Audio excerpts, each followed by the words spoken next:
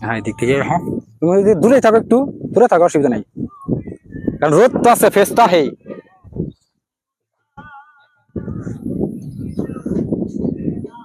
চালু করছো?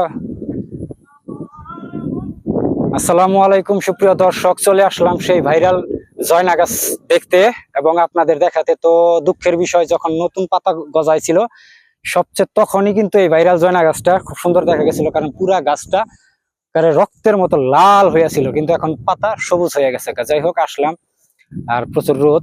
আর এদিকে দেখাও, এটা হলো কিন্তু কি শালদহ নদী। এই নদীটা আমাদের গাজীপুরের যে তোরাক নদী, তোরাক নদীর সাথে মিশছে। একটু আমি পানিটা দিয়ে হাত মুখ ধুমু। পানিটা তো নদীর পানি, খুব ঠান্ডা।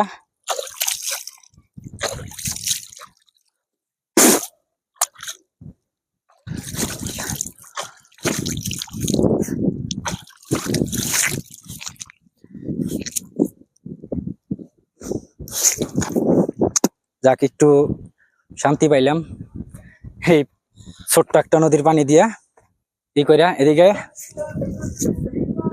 আরো কিছুদিন আগে আসলে হয়তো আরো সুন্দর পরিবেশ দেখানো যেত, পুরা সবুজ ছিল ধান ক্ষেত। এখন তো ধান কাইটা ফেলাইছে, যেই কারণে এখন দেখেন এই জায়গায় যে কৃষকরা তাদের ফসল উঠাইছে, এবং বিভিন্ন দর্শনার্থীরা এই জায়গায় আসতেছে, আইসা দেখে।